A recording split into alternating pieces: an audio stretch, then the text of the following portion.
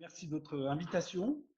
Ça tombe bien parce que j'étais à Paris, enfin je suis à Paris ces jours-ci et du coup c'est vraiment juste à côté de venir parce que je suis basé à Montpellier dans un établissement public de recherche qui s'appelle le CIRAD, qui est dédié aux questions d'agriculture, d'alimentation, d'environnement et de biodiversité à l'échelle internationale et plutôt centré sur les pays dits des Suds, Afrique, Asie, Amérique latine, DONTOM, dans lesquels le travail essentiel du CIRAD, c'est la réduction de la fracture scientifique entre les pays industrialisés et ces pays-là pour leur donner plus d'autonomie et de souveraineté dans leur capacité à penser leur, leur développement agricole, pour le dire vite. Donc c'est un établissement public sous double tutelle, ministère de la Recherche, ministère des Affaires étrangères. On n'est pas fonctionnaire, on est en statut de droit privé, mais on a un budget de l'État qui nous fournit les deux tiers, le reste sur contrat. Et on est organisé, comme tout le monde, en unité mixte de recherche. Et la mienne, UMR Moïsa, c'est en fait un centre interdisciplinaire de recherche sur les systèmes alimentaires durables, durables au sens environnementalement durable, n'épuisant pas les ressources, ne saturant pas les milieux, au niveau bien évidemment sanitaire et de nutrition, puisque l'alimentation impacte beaucoup là-dessus. Au niveau social, toute la question de la précarité du travail, toute la question de l'accessibilité à une alimentation, ce qui est mon thème principal de recherche, c'est les nouvelles formes de lutte contre la pauvreté ou contre la précarité alimentaire et les nouvelles formes de solidarité, mais ce n'est pas trop l'objet aujourd'hui. Et puis, bien évidemment, durabilité économique et ce n'est pas des moindres, de gouvernance, et je vais en parler un peu plus, comment retrouver une capacité de maîtriser un système alimentaire dont les principaux acteurs et les principaux drivers nous ont complètement échappé et qui conduisent aujourd'hui à un certain nombre de problèmes. Voilà, et donc ça c'est mon boulot. Moi je suis agronome au départ de formation, après j'ai eu une double formation de socio-anthropologie de l'alimentation et d'économie du développement.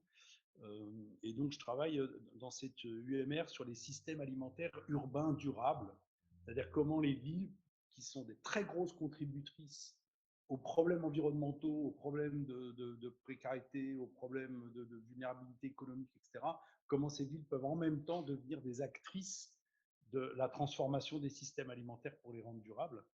Et donc, c'est là-dessus qu'on a monté. Alors, moi, je suis titulaire de la chaire UNESCO. La chaire UNESCO, c'est en deux mots, c'est un programme de travail qui est labellisé par l'UNESCO. Tous les 4 ans, on demande une labellisation à l'UNESCO qui examine, fait valider le dossier par un jury international. Et on a le label, c'est tout ce qu'on a. On n'a pas d'argent de l'UNESCO, on n'est pas salarié de l'UNESCO, mais on est labellisé. Et c'est un programme de travail qui vise à faire 3 choses. Une formation, donc on a un master spécialisé qui s'appelle Innovation et politique pour une alimentation durable, qui est ouvert à tout type de discipline. On a d'ailleurs des urbas et des archis qui viennent tous les ans faire cette formation, qui se fait en fait en bac plus 6 après un bac plus 5. C'est ouvert à des agros, à des gens qui viennent du commerce, de la géographie, de Sciences Po, de la diététique. Donc c'est très très très hétérogène comme public. Et c'est des gens qu'on forme pour être acteurs de la transformation des systèmes alimentaires dans les collectivités territoriales, dans les entreprises, à l'échelle politique, dans les bureaux d'études qui font de l'accompagnement de projets de transformation du système alimentaire. C'est le premier volet de la formation, c'est la formation. Le deuxième, c'est le montage de gros programmes de recherche interdisciplinaires risqués, compliqués à monter. C'est ce qu'on aime bien faire travailler des tas de gens ensemble, faire travailler des agronomes et des archis ou des urbas, par exemple. On a un travail en commun avec l'école d'archi de Montpellier là-dessus. Et puis enfin, troisième chose, c'est dialogue science-société. Et on a 3 cibles de la société, on va dire. Dans le système alimentaire, ce sont les politiques à l'échelle locale, collectivités territoriales, mais aussi politique nationale et politique internationale, avec lesquelles on travaille. On accompagne depuis plus de 10 ans la politique alimentaire de la métropole de Montpellier, qu'on a aidé à préconfigurer. Et puis, bon, les acteurs de la société civile qui font du plaidoyer, qui essayent de faire bouger les rapports de force sur les changements de système alimentaire, et les entreprises, quelques très grosses, et puis surtout plein de petites, qui se rendent compte que, comme elles le disent, elles vont au mur, qu'elles ne pourront pas continuer sur la trajectoire sur laquelle elles sont depuis quelques décennies, et qui cherchent un accompagnement à leur transformation. Et c'est intéressant de voir la difficulté de transformation de ce monde des entreprises pour faire face aux enjeux de la durabilité. Donc voilà en gros d'où je parle. Donc la question qui m'était posée, c'était la question de la résilience alimentaire des métropoles. Bon, en un mot, résilience, je pense que tout le monde ou pas connaît le concept qui vient, enfin, qui s'applique pas du tout au système au départ, hein, qui vient de la physique, qui s'est après appliqué à la psychologie, qui maintenant s'applique au système et aux écosystèmes, et qui se généralise dans cette idée de la capacité d'un système ou d'un comportement ou d'un système à résister à un choc. Donc l'idée de résistance, de ne pas s'effondrer au moment d'un choc, ou de bouger pendant le choc, mais de retrouver un fonctionnement normal, ou avec les notions de viabilité que vous avez peut-être vu, l'idée de viabilité qui est assez proche de l'idée de résilience, c'est de se dire la situation avant un choc n'était pas forcément idéale, l'enjeu d'un choc n'est pas forcément de retrouver la situation d'avant le choc, mais c'est de se servir du choc pour être capable d'évoluer vers quelque chose de différent. On aura peut-être l'occasion d'en parler parce que c'est au cœur de ce que je fais depuis un mois, qui est la question de la gestion des conséquences de la crise ukrainienne, enfin de la guerre en Ukraine sur le système alimentaire. Mais voilà, il y a cette idée aussi comment cette crise peut servir à faire évoluer le système. Donc on est dans cette idée qu'on va être bombardé de chocs. On a à peu près une convergence de vues sur le fait que on va avoir désormais, si vous lisez les rapports du GIEC, de plus en plus de chocs climatiques. C'est-à-dire que le changement climatique, ce n'est pas uniquement le déplacement des zones à plus forte température, c'est l'accélération de l'apparition de paroxysmes climatiques, qui sont soit des sécheresses et des températures extrêmes, extrêmement élevées, soit des températures extrêmement basses, et surtout, ce qui vient plus, c'est le changement des régimes de pluviométriques avec la multiplication des paroxysmes de pluviométrie, donc des pluies extrêmement abondantes. Voilà, on sait qu'on va on rentre maintenant dans une zone dans laquelle les crises climatiques, les crises de pluviométrique et de chaleur vont se multiplier et vont devenir plus importantes, plus intenses. Bon, crise sanitaire, je ne fais pas un dessin, on est encore dedans, même si on espère un peu en sortir. Tous les gens qui travaillent, notamment au CIRAD, avec nous, qui travaillent sur ces questions des zoonoses, de la transmission des virus des animaux vers les humains, nous disent déjà depuis une dizaine d'années, on est maintenant dans des situations dans lesquelles on risque d'avoir l'apparition de virus qui se transmettent d'animaux sauvages à des animaux domestiques et des animaux domestiques aux humains, avec des vrais risques importants. Le changement climatique accélère ça, et notamment la fonte du permafrost est une bombe à retardement parce qu'elle contient beaucoup de bactéries et de virus qu'on ne connaît pas et qui sont, au fur et à mesure qu'on les découvre, assez problématiques. Donc, on sait qu'on va aller vers plus de crises sanitaires comme celle qu'on est en train de connaître. Crise politique, je ne vous fais pas un dessin non plus, puisqu'on est en plein dedans en Europe avec la guerre en Ukraine, mais on les voit aussi se multiplier, et notamment liés à des conflits sur la compétition sur les ressources rares, hein, et en particulier les ressources qui commencent à manquer, ressources minières, ressources pétrolières, ressources minières, qui provoquent en fait des tensions internationales et des tensions politiques pour l'accaparement de ces ressources. Et donc on a une multiplication de ces crises politiques qui se traduisent par une multiplication des migrations en particulier, qui font que, je ne sais pas si vous savez ça, mais le nombre de gens qui sur la planète ont faim diminue depuis l'après-seconde guerre mondiale, depuis le moment où on le mesure, a diminué de façon continue depuis les années 50 et surtout depuis les années 60 où on sait le mesurer. Et on a un renversement historique de tendance. C'est la première fois que ça arrive.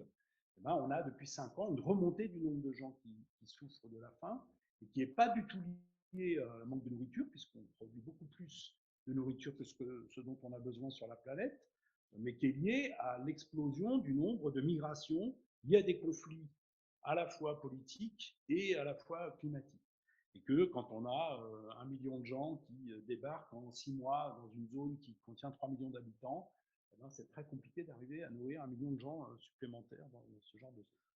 Et puis, bon, bah, crise économique qui a été notamment amplifiée par la volatilité des marchés financiers, par les bulles spéculatives. On a connu la crise des subprimes, on a comme ça un certain nombre de risques de crise économique avec des effondrements économiques. Le Liban vit aujourd'hui une vraie crise économique bon, liée à des tas de problèmes, mais qui en fait rendent tout ça très instable. On a coordonné il y a 3 ans une cinquantaine d'experts dans différents domaines du climat, du sanitaire, du politique, de l'économique, etc., pour faire un peu un état des lieux des risques de crise un peu partout. Et on s'est rendu compte qu'en fait, toutes ces crises, elles sont analysées de façon très segmentée par des gens qui sont seulement spécialistes du climat et d'autres qui sont seulement spécialistes des risques sanitaires. Et que quand on fait la cartographie de ces crises, elles sont concentrées en fait dans un certain nombre de pays de la zone intertropicale et dans lesquels ces crises se combinent et qu'elles s'amplifient et qu'il faut qu'on cesse de les regarder de façon indépendante, il faut qu'on devienne capable de les regarder dans l'interaction qu'il y a entre une crise climatique qui accentue un risque sanitaire, qui arrive lui-même sur une situation dégradée par une crise économique. Et c'est la combinaison de ces crises qui rend aujourd'hui, qui conduit à des situations de véritable collapse. La collapsologie imagine la fin du monde, mais en fait, la fin du monde, elle existe déjà localement dans des tas d'endroits parce qu'on voit justement se combiner ces crises-là. Et en plus de ça, on a jusqu'à présent eu tendance à regarder les crises en regardant année par année ce qui se passe et quel est le risque qu'on a cette année. Et on avait beaucoup de mal à prendre en compte les effets cumulatifs des crises. Donc on a eu une grande expérience, c'est une crise au Niger dans les années 90, dans lequel tout d'un coup on a eu des milliers d'enfants qui arrivaient dans les centres de santé parce qu'ils étaient complètement dénutris, alors qu'en fait il y avait une toute petite hausse de prix du maïs liée au Nigeria. Il y avait eu un tout petit peu de problème de pluie dans un coin, mais il n'y avait rien de dramatique. Et en fait, on n'a pas compris ce qui se passait. Personne n'a compris pourquoi tout d'un coup tout s'effondrait. Et en fait, c'est quand on a compris que ça faisait 6 ans qu'il y avait des petites crises et qui ont épuisé les capacités des populations à résister. Et on fait qu'à un moment donné, ça s'effondre. Et que donc, si on veut comprendre la capacité de tenir, il faut aussi prendre en compte les effets cumulatifs des situations difficiles qu'on vit. On va parler plus de ça parce que aujourd'hui, dans le débat en France, la question de la résilience est extrêmement associée à l'idée de la relocalisation de nos systèmes alimentaires, de l'idée de pouvoir davantage produire soi-même, ou en tout cas pas trop loin de chez soi, et donc de moins s'appuyer ou de moins compter sur l'échange lointain. Et c'est ça que je voudrais discuter avec vous. On a vu le terme de résilience associé à l'idée de relocaliser ou de réterritorialiser les systèmes alimentaires.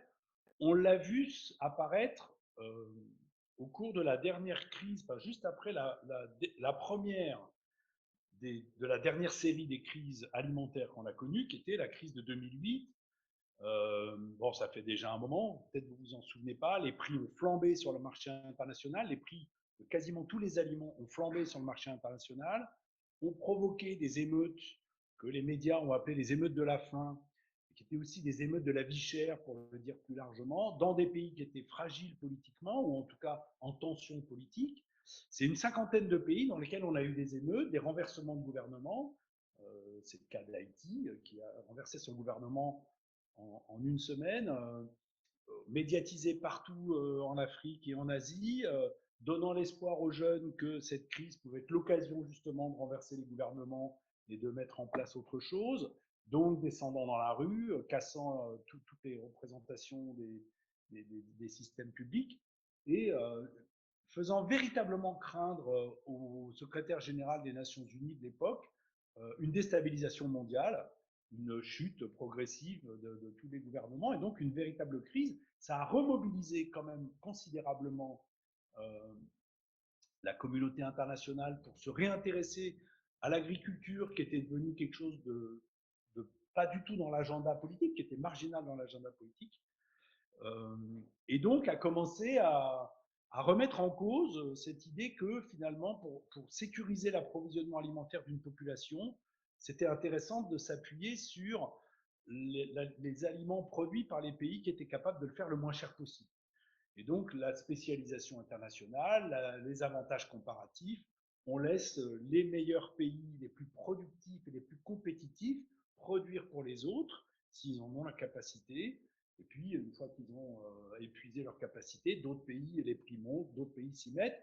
Ça a été la grande, enfin, ça a été ça la grande libéralisation économique qui a commencé avec les accords du GATT, la mise en place de l'Organisation mondiale du commerce, et cette idée que ce n'était pas la peine d'essayer de produire soi-même au risque de produire trop cher si votre voisin, même s'il était à l'autre bout du monde, était capable de produire moins cher, et donc autant s'approvisionner chez lui. Donc, ce n'est pas la peine que l'Afrique essaie de trop développer sa production agricole, puisque l'Asie produit d'énormes excédents de riz et qu'elle peut nourrir la population africaine avec un coût très bas du riz asiatique, avec un prix très stable, parce qu'à partir de 1975, les prix ont été étonnamment extrêmement bas et extrêmement stables sur le marché mondial, jusqu'à 2008. Et à 2008, tout d'un coup, ça flambe, pour des tas de raisons combinées, et tout le monde commence à se dire, ah oui, bon, bah, c'est peut-être finalement un peu problématique de trop compter sur le marché international. On a à nouveau une crise en 2011, de même ampleur. Elle va provoquer ce qu'on appelle les printemps arabes et une succession de chutes de gouvernements que vous avez peut-être en mémoire, de la Tunisie jusqu'au Yémen, Égypte, Tunisie, Libye, etc. Et pareil, une deuxième crise des prix, une deuxième difficulté à arriver à continuer de nourrir la population à bas prix. Et donc, le réveil d'une intention d'essayer de reprendre un peu la maîtrise du système et de redévelopper son agriculture localement, éventuellement même de se protéger éventuellement des importations, ce qui était banni par les accords commerciaux du GATT. Et puis, on en a à nouveau une en 2022. Alors, c'est intéressant de voir qu'en 2020, les médias nous annoncent une épouvantable crise alimentaire possible, une flambée des prix. En fait, il n'y a pas de flambée des prix et il n'y a pas de crise alimentaire. En 2020, au moment du confinement, les supermarchés sont approvisionnés, il n'y a pratiquement pas de rupture d'approvisionnement. Il y a effectivement plus d'huile et plus de pâtes, mais c'est un transfert de stockage des supermarchés vers les ménages, mais on n'a pas de gens qui n'arrivent plus à se nourrir et on n'a pas de flambée de prix. Tout continue de fonctionner. C'est important de s'en souvenir parce qu'aujourd'hui, on a encore à nouveau l'annonce d'une. Maintenant, on nous parle de la grande famine mondiale devant laquelle on pourra en reparler. Moi, je suis beaucoup plus prudent par rapport à cette idée qu'on va au devant d'une très grande famine mondiale, comme le disent certains acteurs, mais on pourra revenir là-dessus. Mais en tout cas, il y a à nouveau cette. Bon, la crise, en tout cas, de la Covid, nous fait réaliser qu'on ne produit pas de masques, on ne produit pas de paracétamol, qu'on est dépendant d'un certain nombre de pays. Donc, à nouveau, un coup de boutoir contre la mondialisation. Et du coup, contre la mondialisation, c'est l'idée d'essayer de redevenir un peu plus autosuffisant, un peu plus capable de produire soi-même, avec toute une discussion sur à quelle échelle.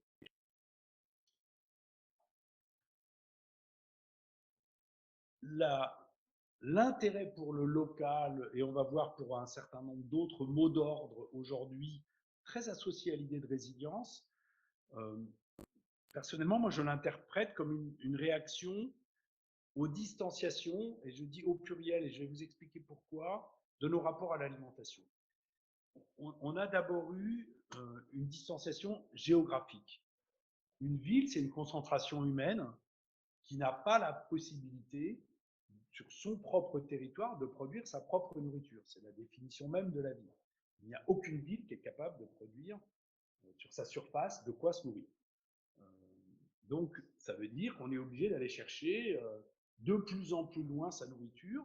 Donc, le fait est que avec la mondialisation, ça s'est accéléré. Le fait est qu'aujourd'hui, notre nourriture, elle vient de loin. Elle parcourt plusieurs dizaines, voire plusieurs centaines de kilomètres. Donc, ça veut dire qu'on ne voit plus où est-ce qu'elle est produite.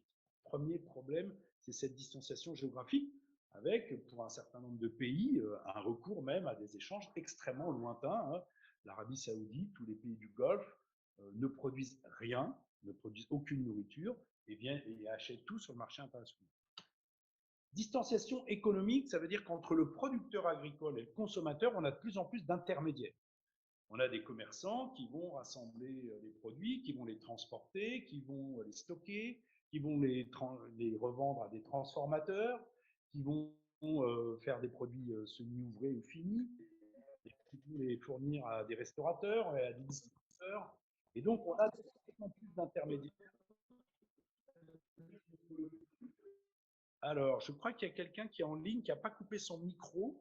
Est-ce que vous pouvez couper vos micros pour les gens qui sont en ligne? Merci. Donc, distanciation économique, ça veut dire plus d'intermédiaires entre le producteur et le consommateur. Et des intermédiaires qui s'autonomisent et se spécialisent. Et qui sont de moins en moins des maillons d'une chaîne, mais de plus en plus, quand on regarde les capitaux, par exemple, de ces entreprises, qui ont de plus en plus des logiques de métier et plus des logiques d'intermédiaires dans la chaîne alimentaire. Distanciation cognitive, ça veut dire qu'on avait une population autrefois majoritairement rurale, qui côtoyait ou qui était elle-même agricultrice ou qui côtoyait de près l'agriculture, donc qui savait comment ça fonctionnait, qui savait d'où sortait le lait et comment on faisait du fromage et qu'est-ce que c'était du blé et où poussait l'arachide, et qu'on a aujourd'hui une population qui est de façon très minoritaire connaisseuse des questions agricoles, qui a perdu cette connaissance et qui est obligée de passer par des intermédiaires. C'est d'aller sur Internet pour essayer de comprendre comment fonctionne l'agriculture. On a fait un sondage à Montpellier sur quelques centaines de personnes pour savoir qu'est-ce que les gens savent, qu'est-ce que c'est qu'un produit phytosanitaire. Est-ce que c'est un produit qui sert à nettoyer les étables? Est-ce que c'est un produit qui sert à nourrir les plantes? Ou est-ce que c'est un produit qui sert à soigner les plantes ou à les protéger? Il y a très peu de gens qui comprennent que c'est la troisième option, parce qu'ils ne savent pas ce que c'est qu'un produit phytosanitaire, ils confondent. Et c'est normal, ils ne savent pas ce que c'est que l'agriculture, parce qu'ils ne sont pas nés avec et qu'ils ont perdu la connaissance de ce milieu. Distanciation sociale, ça veut dire qu'on avait autrefois une alimentation qui était un allant de soi. On consommait comme nos parents nous avaient appris à consommer. On avait un registre culinaire qui nous avait été donné par nos parents, généralement, en tout cas par notre milieu social. Et aujourd'hui, on va vers une individualisation de nos rapports à l'alimentation, dans lequel on demande à chaque individu d'être responsable d'un choix optimal entre se nourrir pour rester en bonne santé, pas trop grossir si on ne veut pas trop grossir, être attentif à l'environnement, à l'équité sociale, au bien-être animal, que ça reste quand même gustativement bon, et que voilà, on a chacun maintenant individuellement à faire un choix optimal. Les applications aujourd'hui sont censées vous aider à faire ça, hein, mais elles vous demandent quand même de vous dire c'est quoi votre hiérarchie de préférence, combien vous accordez d'importance à l'environnement par rapport au bien-être animal. Et donc ça, c'est devenu compliqué parce que l'alimentation perd sa norme sociale, elle rentre dans une situation d'anomie, de perte des repères sociaux, pour devenir un acte très individualisé qui, on va voir, pose beaucoup de problèmes. Et puis, enfin, une distanciation politique. Le sentiment de déprise sur le système, de ne pas avoir d'influence. Alors certes, on peut décider de voter avec son porte-monnaie, comme on dit, de faire le consomme-acteur, de faire du consumérisme politique, c'est-à-dire mes choix personnels, mes choix de consommation, les produits que j'achète, sont des signes que je donne à la société pour montrer l'attention que je porte à ces préoccupations. Elles peuvent être environnementales, j'achète des produits bio parce que je veux manifester mon souci à la fois pour ma santé mais aussi pour l'environnement, ou j'achète des produits issus du commerce équitable comme un moyen de manifester mon souci d'équité dans les filières. Donc il y a effectivement cette situation, enfin cette possibilité de participer en donnant des signaux par sa consommation à ce qu'on attend du système alimentaire, mais malgré tout, on a plus largement, et toutes les enquêtes le montrent, un sentiment d'impuissance par rapport au lobby des semences, au lobby des produits phyto, au lobby de l'engrais, qui font la loi, qui ont empêché la réduction de l'usage des phytos, par exemple en Europe, et on sait que c'est lié à la pression des industriels de ces secteurs. Donc un sentiment qu'on a perdu une capacité d'orienter le système. Et toutes ces distanciations géographiques, économiques, cognitives, sociales et politiques, elles génèrent un sentiment de grande inquiétude, un sentiment d'anxiété, on peut vraiment le dire, où on ne sait plus d'où vient la nourriture, on ne sait plus comment elle est faite, on soupçonne. Et donc une immense défiance vis-à-vis d'abord de l'industrie agroalimentaire, qui est devenue très opaque, qui a l'air d'être là plus pour maximiser son profit que de nous nourrir correctement. Donc on commence à se méfier de tout ce qu'elle nous propose. Les OGM, est-ce que c'est pas dangereux? Les phytos, ça nous empoisonne. Et maintenant, c'est des produits ultra transformés qui affectent notre santé.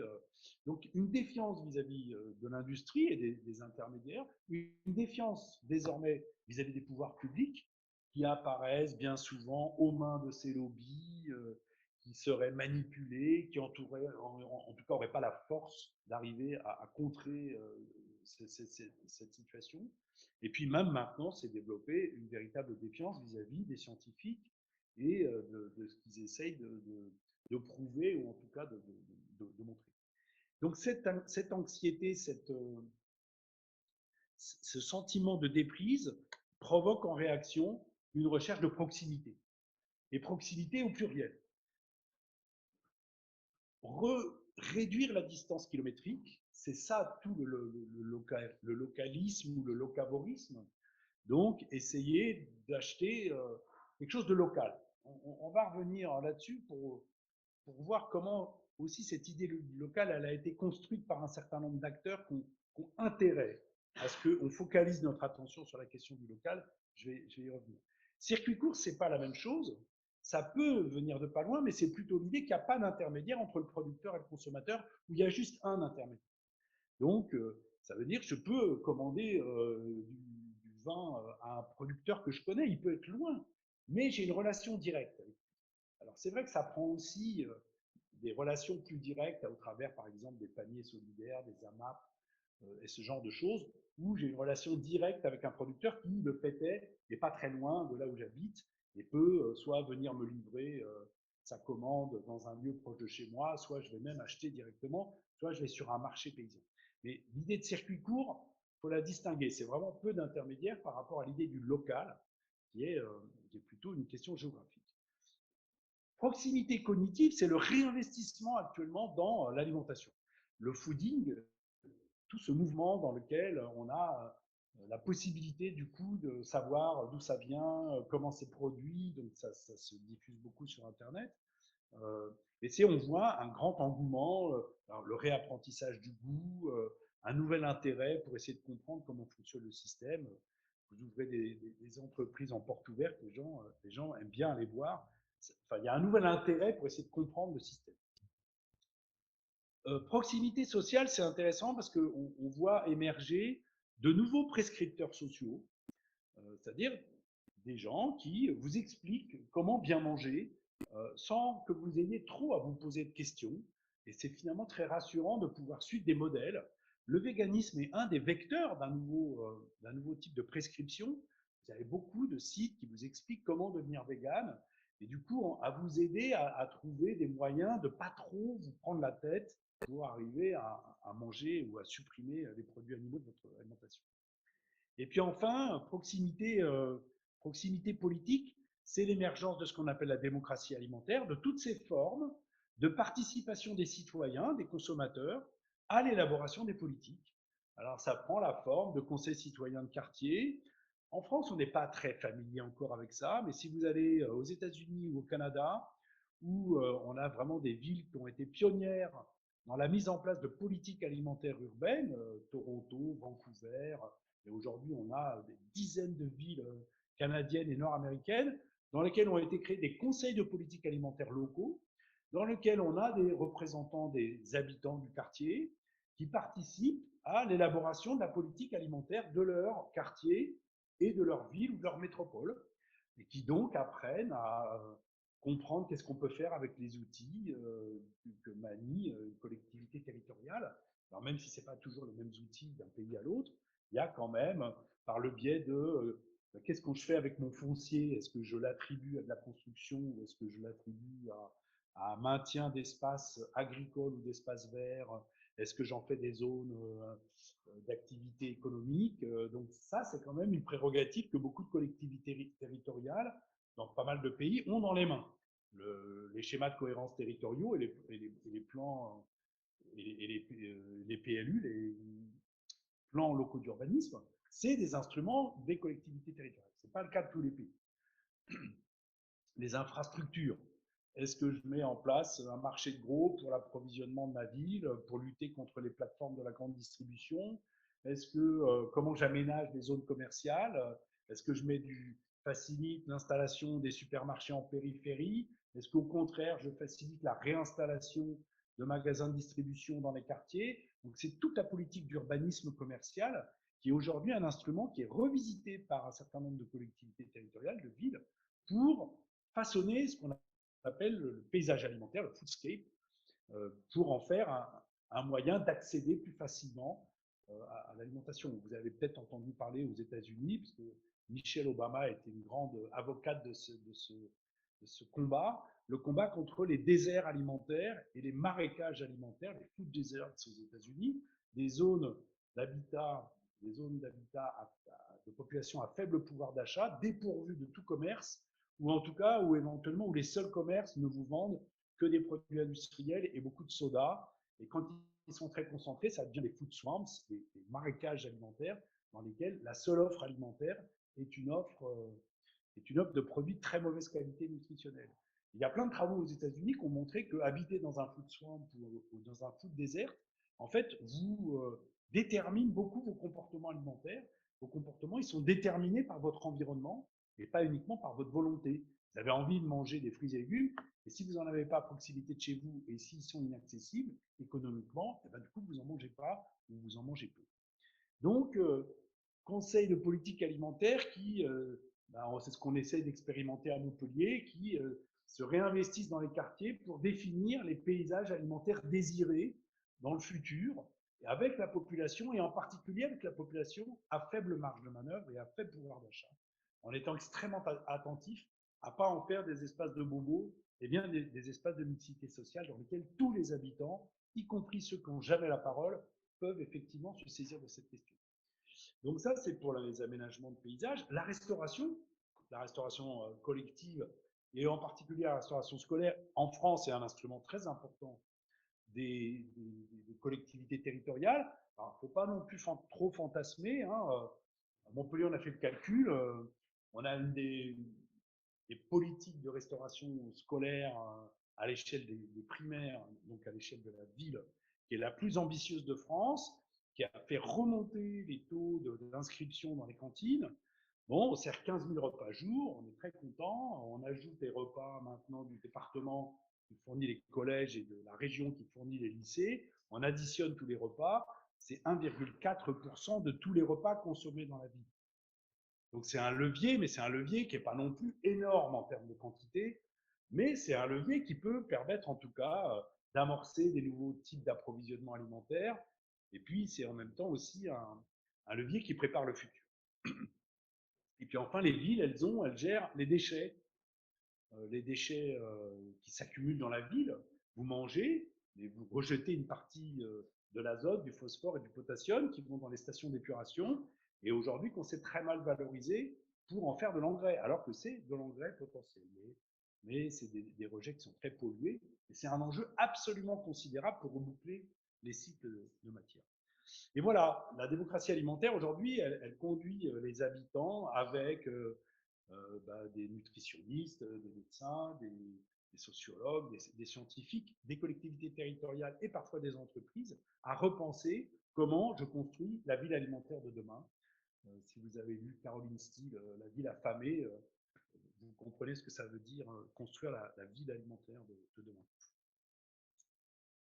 N'oublions pas qu'aujourd'hui, il y a un fort mouvement politique qui prône le localisme et qui est en fait un mouvement qui est piloté par l'extrême droite, Le parti localiste, c'est un parti très très rattaché au Rassemblement national, hein, et qui vante que le localisme est un moyen de retrouver la véritable identité du pays, celle du terroir, celle du paysan qui ne ment pas, et donc un repli identitaire contre des risques de, de mixité culturelle, de prise en compte des apports culturels des communautés qui sont venues s'installer en France et qui font pourtant l'histoire de l'alimentation française.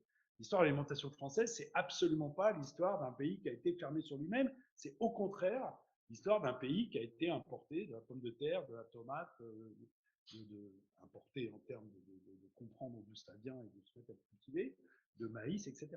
Donc, on a quand même, oublions pas ça. Et on a aujourd'hui un appel à la relocalisation qui est très, très instrumentalisé par tous les gens qui veulent éviter qu'on parle d'environnement et qui cherchent à remplacer la question environnementale par la question du local. Et en fait, si vous regardez, le local a un intérêt, on va voir en termes de gouvernance, mais il ne vous garantit rien sur la façon de produire la nourriture. C'est pas parce que c'est produit à moins de 20 km de l'île que c'est pas bourré de pesticides, bourré d'engrais et qu'on n'a pas utilisé une main-d'œuvre étrangère qu'on a surexploitée et qu'on a sous-payée et qui s'est aussi surexploitée et qui s'est aussi sous-payée. Mais je veux dire, la distance géographique ne garantit pas la qualité et la façon dont on produit. Et on a des situations dans lesquelles il vaut mieux environnementalement aller chercher des produits à quelques dizaines ou quelques centaines de kilomètres, là où ils sont produits dans des conditions environnementales acceptables, plutôt que d'aller chercher à proximité de la ville, dans lequel le foncier est extrêmement coûteux, parce qu'il y a une tension sur le foncier entre l'habitat, l'activité économique et le maintien de l'agriculture. Donc du coup, sur des terres qui sont très chères, donc du coup, avec une nécessité d'intensifier à mort. Et donc, du coup, si on est dans des systèmes classiques d'intensification, ça veut dire plein d'engrais chimiques, plein de pesticides. Alors en même temps, ces zones de très forte pression ont été historiquement des zones dans lesquelles s'est inventée une agriculture. Et d'ailleurs, les gens qui ont travaillé sur cette question, et en particulier, moi je vous invite à regarder les travaux d'Augustin Rosenstiel, qui est un ethnologue au départ, qui est devenu archi-urbaniste et qui a un cabinet d'architecture et d'urbaniste à Paris, et qui s'est intéressé à l'histoire de la banlieue parisienne entre 1850 et 1950, et dans lequel il montre que c'est inventé dans cette ceinture verte, on ne parlait pas de ceinture verte à l'époque, des activités imbriquées entre du recyclage de déchets, de l'industrie, de l'exploitation de la forêt, de l'agroforesterie, de la production légumière hyper intensive, mais sans aucun chimique. Et en particulier en utilisant le recyclage de toutes les boues, de toutes les gadous de la ville. Il raconte que les agriculteurs qui s'installent sur des parcelles pour produire des choux sous cloche, vous voyez des photos de champs où il y a des milliers de cloches en verre pour permettre de hâter un peu le mûrissement de certains légumes. Donc une production hyper intensive. Les traces, vous les voyez à Montreuil aujourd'hui. Les pêchers de Montreuil sont cultivés le long des murs qui permettent le réchauffement. C'est un véritable labyrinthe. Le paysage a été façonné par cette. Alors, ce qu'il refuse d'appeler une agriculture, qu'il appelle des gestionnaires de biodiversité, qui combinent toutes ces activités. Il y a de l'habitat mélangé avec de l'usine, mélangé avec de l'agriculture, mélangé avec des zones de recyclage, mélangé avec de la forêt, et une forêt qui est complètement exploitée. Il y a un bouquin qui s'appelle Capital agricole, qui était en fait le catalogue d'une expo qui a été faite au pavillon de l'Arsenal il y a 4-5 ans par Rosenstiel, qui est absolument passionnant, parce que ce qu'il montre, c'est que ces zones intenses périurbaines, elles ont été capables d'inventer des systèmes techniques hyper intensifs, mais en même temps complètement basés sur de l'économie circulaire, dans lesquels les gens qui pratiquent ça ne sont pas des agriculteurs, ce sont des urbains, ils ne viennent pas du milieu rural, ce sont des anciens ouvriers, et dans lesquels ils racontent, par exemple, c'est absolument incroyable, si vous êtes agronome de penser à ça, c'est qu'un type qui est sur une parcelle, s'il doit déménager de parcelle parce que si cette parcelle-là, elle est acquise, elle est revendue, il part avec sa terre. Il met sur des charrettes 70 cm de terre parce qu'il a passé quelques années à enrichir sa terre et il va aller l'utiliser ailleurs. Quand vous êtes agronome, on vous apprend que la terre, elle est donnée, que vous ne pouvez pas la changer, vous faites avec. Là, non, c'est complètement artificialisé et intense. Alors, ce qui est intéressant, c'est que ce qu'il raconte, c'est qu'en 1950, après-guerre, le pays est gouverné par un général, un homme du rang, le général de Gaulle, qui passe dans cette banlieue et qui dit texto, rangez-moi ce bordel.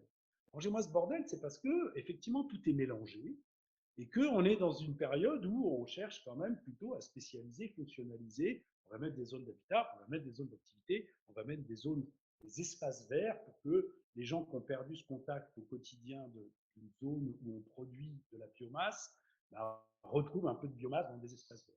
Et donc, on va rejeter l'agriculture en dehors du périurbain et on va en faire la politique agricole commune. C'est-à-dire que l'agriculture, on va la mettre à produire non plus dans la ville ou autour de la ville, mais beaucoup plus loin, loin des yeux, mais du coup aussi loin du cœur. Alors, un petit mot quand même sur.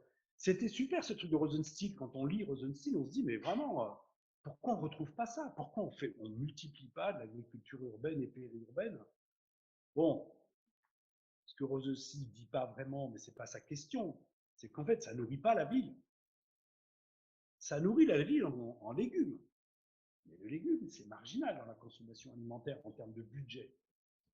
Et donc, on peut s'amuser à faire ce qu'on appelle l'empreinte alimentaire. L'empreinte alimentaire, c'est un calcul dans lequel vous partez de la consommation des ménages, de la population de la ville, et puis vous allez diviser les volumes pour chacun des produits. Donc, combien on consomme de pommes de terre, je divise par les rendements en pommes de terre que je peux obtenir dans une région, on va dire, susceptible de nourrir la population. Voilà, j'ai pris l'échelle du département. Et donc, ça va me donner le nombre d'hectares nécessaires pour produire les pommes de terre qui devraient permettre de nourrir ma population de mon département. Dans mon département, je n'ai pas que des citadins. Le résultat, il est là.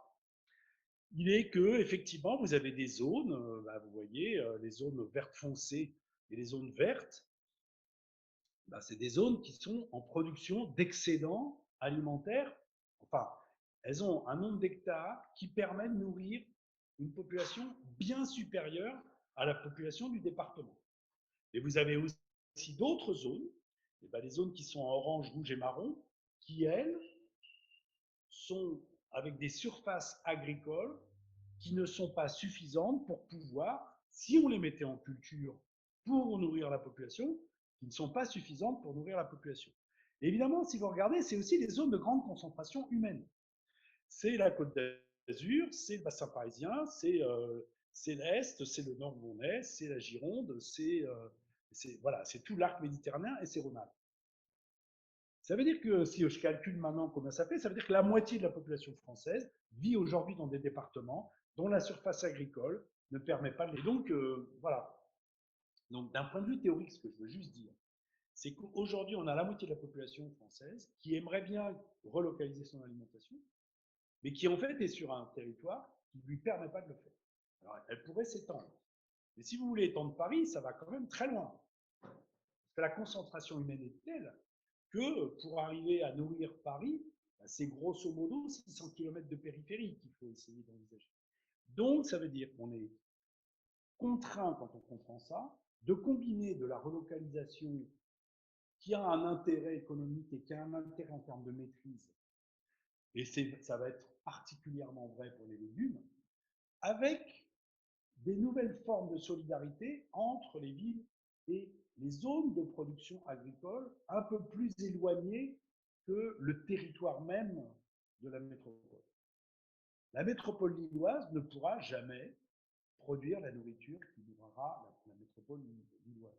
Donc, elle peut essayer de relocaliser de la production, elle peut essayer, comme le fait Caroline Steele, de mailler davantage agriculture et habitat, agriculture et ville, et de réconcilier ces deux mondes. Et ça va être d'abord une réconciliation plus symbolique et plus dans l'idée de retrouver ces proximités dont j'ai parlé tout à l'heure, que véritablement la capacité de la nourrir. La nourrir en légumes, ok, Et quand le maire de Dijon, on est ensemble à une conférence, il annonce dans 10 ans, nous, on est autosuffisants et Dijon produira sa propre nourriture, je dis oui, à la limite en moutarde et en courgettes, mais pas plus. Faut pas, si vous commencez à calculer rien que le blé pour faire du pain, ou rien qu'un un peu de vache, même pas nourrie avec des céréales cultivées, juste en pâturage et un peu de fromage, mais non, vous ne pouvez pas, vous n'avez pas la place. La ville n'est pas un espace agricole. Elle peut reconstituer, elle peut mettre un peu d'agriculture sur les toits, dans les interstices. Ça marchera pour les légumes. Montréal a à peu près réussi ce pari, est quasiment autosuffisant en légumes, avec une population qui ne mange pas beaucoup, mais bon. Et donc, effectivement, on peut y arriver, mais pas sur l'ensemble de l'alimentation, pas sur les oléagineux, pas sur le sucre, pas sur les produits. Bon. Donc, il faut avoir ça en tête. Ça veut dire que notre capacité à nous nourrir, elle ne peut pas se penser que localement, elle doit se penser et localement et dans des nouvelles formes de solidarité dans la distance. Il y a quelques villes qui jouent ça, qui commencent à comprendre ça. Shanghai en Chine acquiert des terres, y compris hors de sa zone, on va dire, politique, pour qu'on approvisionne, pour approvisionner la ville. Hanoï au Vietnam a passé 57 contrats avec 57 provinces du pays pour se garantir que les façons de produire dans ces provinces n'empoisonnent pas les gens de Hanoï, parce qu'au Vietnam, il y a une tendance à utiliser des quantités massives de pesticides et d'avoir une agriculture hyper intensive. En France, Rennes a commencé à construire des contrats de solidarité, en tout cas d'aide à la conversion en agriculture biologique, au départ d'agriculteurs qui étaient sur les zones qui ont une influence sur les sources d'eau potable de la ville. Donc pour éviter que la ville boive de l'eau du robinet qui est contaminée au nitrate, et bien, du coup, la ville aide les agriculteurs à se convertir à l'agriculture biologique pour, du coup, éviter d'avoir, sécuriser son approvisionnement en eau. Au départ, c'était ça. Et maintenant, c'est en train de s'étendre à d'autres agriculteurs, y compris qui ne sont pas sur les bassins versants qui font de l'eau. Toulouse est en train de faire ça. À Montpellier, on commence à réfléchir à comment soutenir des conversions agroécologiques d'agriculteurs de Lozère ou d'Aveyron qui nous nourrissent de fait, mais sur lesquels en fait on veut avoir une relation et une relation de solidarité qui permettent en fait de relier à nouveau, de réconcilier ces zones agricoles. Parce que aussi on a compris que si vous regardez aujourd'hui la politique alimentaire ou agricole française, on a en France, on est très très content avec nos projets alimentaires territoriaux, les fameux PAT. Okay, si vous cumulez les ambitions d'avoir 500 PAT un jour en France, on n'y est pas. Si vous regardez les volumes de production des PAT que ça peut donner, c'est rien par rapport à la production agricole française. Rien. C'est le trait de crayon. En termes de budget, ça va être quoi? On va être content si on a peut-être 150 millions d'euros qui sont consacrés au PAT en France. N'oublions pas une chose, l'agriculture française, elle reçoit 9,5 milliards d'euros par an de la politique agricole commune. C'est la PAC qui façonne le paysage agricole français. Ce n'est pas les PAT et ce n'est pas l'agriculture urbaine. Il ne faut pas l'oublier. Et donc la question, elle est si on ne s'occupe pas de ça aussi, et si les villes ne s'en occupent pas aussi, parce qu'aujourd'hui, ce n'est pas leur boulot de s'en occuper, c'est aujourd'hui dans les mains des syndicats agricoles, mais à ce moment-là, on ne change pas le paysage et on ne change pas le système alimentaire. Et au contraire, on a même le risque que ce soit, comme nous on l'a appelé en Sciences Po, une mouletta, c'est-à-dire ce chiffon rouge qu'on agite devant le taureau pour pas qu'il fonce dans le toréador. Et donc, c'est un détournement de l'attention pour se focaliser sur des petits trucs sympas pour rassurer les citadins dans le périurbain, l'intra-urbain, avec plein de permaculture et des trucs trop bien. Et en attendant, on laisse la PAC continuer à bousiller l'environnement avec 9 milliards et demi par an qui sont absolument pas utilisés pour la conversion agroécologique. Donc il y a un moment donné, dans la question de l'influence qu'on peut avoir avec des petits projets, on a quand même à un moment donné besoin de changer de registre et de passer aux politiques. Bon, mais si je reviens à la question de la résilience, quand on regarde les zones agricoles qui connaissent depuis longtemps des grandes instabilités, et en particulier des instabilités climatiques.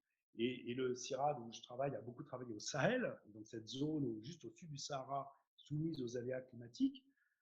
Bon, les paysans et les populations ont développé des capacités de tenir des chocs épouvantables. Première chose, c'est la diversification. Ne pas mettre tous ses œufs dans le même panier.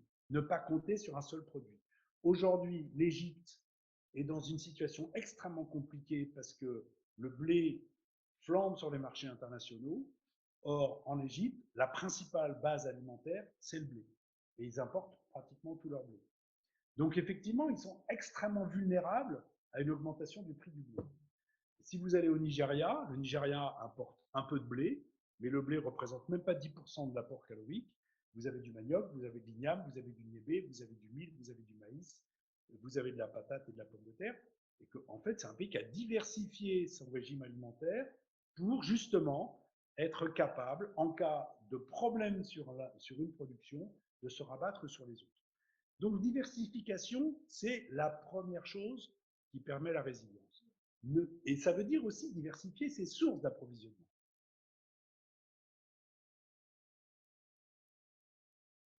Le GIEC nous dit qu'on aura demain des accidents climatiques localisés très importants.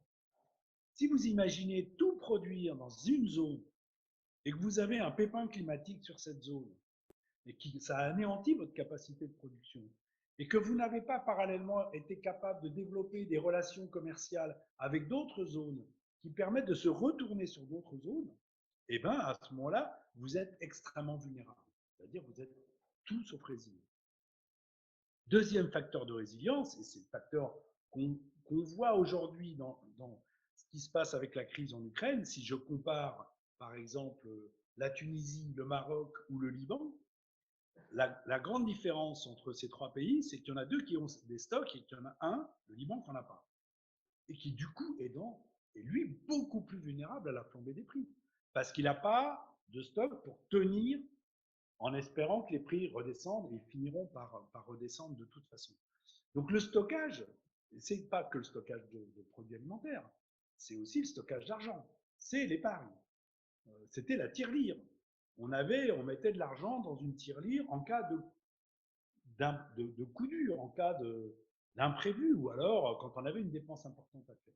Donc c'est cette idée, en fait, pour tenir dans les chocs, d'avoir en fait un matelas, comme on disait, il a un matelas, ça veut dire qu'il a de l'argent qui est quelque part et qui peut être remobilisé. Au Sahel, c'est des bœufs, on investit dans les bœufs, c'est du stock. C'est du stock d'argent, on peut vendre un bœuf et on a beaucoup d'argent et on peut passer comme ça. Donc quand vous avez au Niger, quand vous avez perdu tous vos stocks et que vous prenez la crise, là, elle est dramatique. Troisième chose, c'est l'idée de désoptimiser.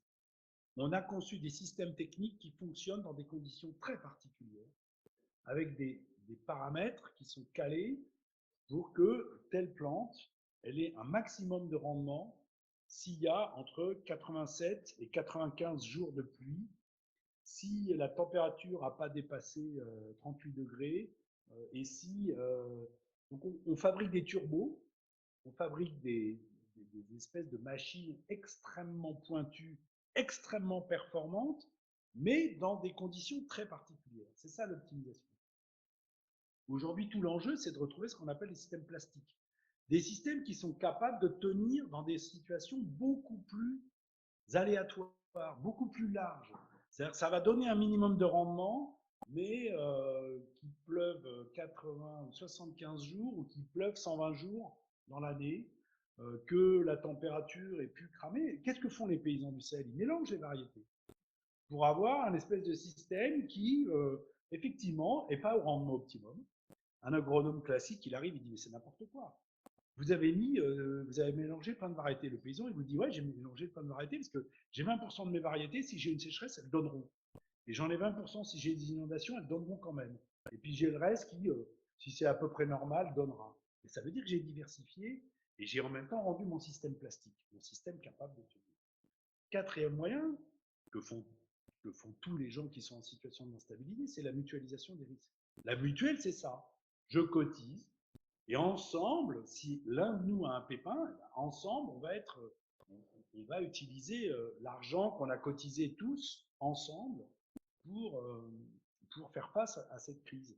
Les premières mutuelles, elles ont été créées par des maraîchers qui sont très soumis aux aléas climatiques et qui avaient besoin d'une espèce d'assurance pour, en cas de pépin, vous voulez récolter vos salades et vous avez 2 jours de pluie, ben vos salades, au bout de 2 jours de pluie, elles sont plus récoltables, vous perdez votre production. Donc voilà, les maraîchers, ils ont des aléas, ils ont des maladies, ils ont des pépins climatiques, ils ont inventé la mutualisation des risques. Et puis enfin, c'est un peu lié, c'est la solidarité. C'est d'être solidaire. Aujourd'hui, on appelle les pays à donner de l'argent à l'Égypte, à la Tunisie, au Maroc, au Yémen et au Liban, qui sont les pays les plus vulnérables face à la crise des prix du blé, pour être capable de tenir. Donc ça veut dire que tout ne se joue pas dans la relocalisation en l'occurrence, mais dans des tas d'autres choses qu'on apprend des populations qui vivent des situations où on a besoin d'être résilient. Et puis je voudrais finir là-dessus, c'est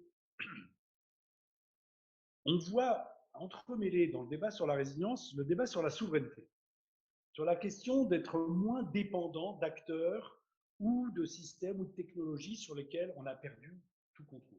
C'est ce que les agriculteurs commencent à dire. C'est que pour leurs semences, ils sont dépendants de maintenant 3 grandes boîtes mondiales qui fournissent les semences aux agriculteurs. Que pour avoir accès à du crédit, ils sont dépendants des marchés financiers. Que pour avoir accès au foncier, ils ont peur demain de devoir être dépendants de ceux qui ont fait de l'achat foncier massif. Ce n'est pas trop le cas en France, mais ça commence dans le Bordelais, par exemple, d'avoir désormais quelques gros acteurs qui ne sont pas des agriculteurs, qui sont des propriétaires fonciers et qui s'accaparent les terres. Et donc, ça veut dire qu'ils limitent la possibilité d'avoir accès aux fonciers. Mais c'est pareil pour l'engrais. Et c'est intéressant de l'avoir en tête. Aujourd'hui, on nous propose un nouveau modèle technique agricole qui est l'agriculture de précision avec des drones, avec des capteurs dans les plantes pour faire du pilotage extrêmement pointu. Et en fait, en générant une dépendance technologique vis-à-vis des nouveaux types de puces sur lesquelles l'Europe a perdu toute capacité de production et ne saura pas la rattraper, et donc de devenir dépendant désormais des GAFA pour le big data et des puces chinoises et américaines pour pouvoir faire tourner tout ce système. On a commencé à comprendre au début du confinement à quel point on était complètement vulnérable en termes d'électronique. Puisque bon, les Chinois ont un peu restreint les exportations électroniques, mais quand ça a commencé à manquer, on s'est rendu compte qu'on n'était même pas capable. Autant on peut faire du paracétamol peut-être un peu plus cher, mais on sait le faire. Autant les FPGA et les puces électroniques que font les Chinois, on ne sait pas les faire. Et on a perdu ça, et on a perdu 10 ans. 10 ans d'avance technologique. Donc on est devenu aujourd'hui extrêmement dépendant de ces nouvelles formes de systèmes techniques. Et comme aussi les agriculteurs sont très dépendants des distributeurs. Et donc la question, elle n'est pas uniquement est-ce qu'on est capable de tenir dans les chocs, c'est est-ce qu'on est capable de reprendre un peu de pouvoir sur notre système. Et c'est reprendre du pouvoir sur ces acteurs-là. Et pas uniquement de se dire je cherche à simplement me protéger, relocaliser, si finalement je ne pose pas le vrai problème, qui est que le système, il est dans un verrouillage socio-technique par des systèmes techniques, mais par des acteurs qui verrouillent le système, qui empêchent qu'il bouge et qui en fait continueront de nous laisser nous balader et de finalement d'être finalement très vulnérables par rapport à ce que ces systèmes et ces acteurs qui sont derrière défendent. Voilà, je vous remercie de votre attention.